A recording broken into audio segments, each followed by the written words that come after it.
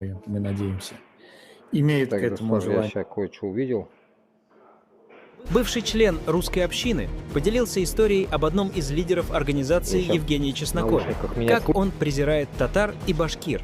Мы купили 150 медалей, и мы пригласили на награждение Ткачука, но приехал Чесноков.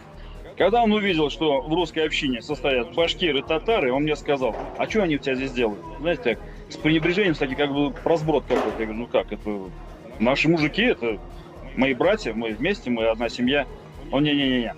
Русская община задумывалась как платформа для общения русских людей. А они разве русские? Я говорю: русские. Он говорит: ты на рожу посмотри на них. Он говорит: ну тогда пускай выйдут перед строем и скажут: я русский 3 раза. И тогда они милости просим, так сказать, в наших рядах мы их примем. Я говорю: ты что, вообще охренел, что ли? Я хочешь, чтобы уважаемый мной мой брат отказался от рода, от семьи, от отца с матерью? Да я сам лучше с ним вместе уйду, чем такой твоей русской общине оставаться. И так они относятся к тем, кто ради русского мира пошли на сделку с совестью. А те татары и башкиры, которые борются за свои народы, вызывают у них лютую ненависть. Бывший член Евгений Чесноков.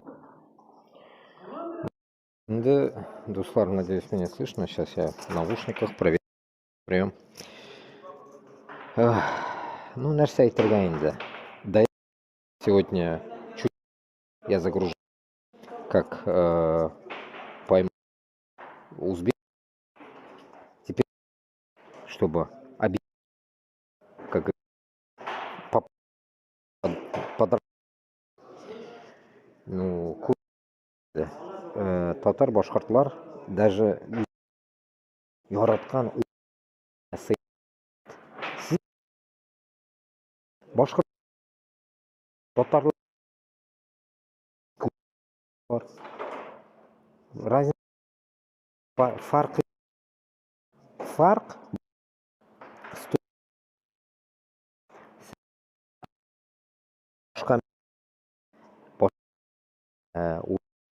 урыс милләте. Это со всех чайников все. А вам, до манкуртов, это не доходит. Нәрсәгә шулайсың, а? Почему?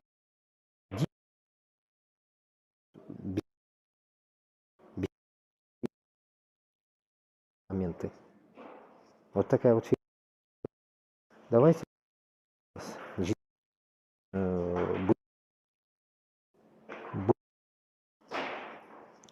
э, поймите. Давайте. Алга.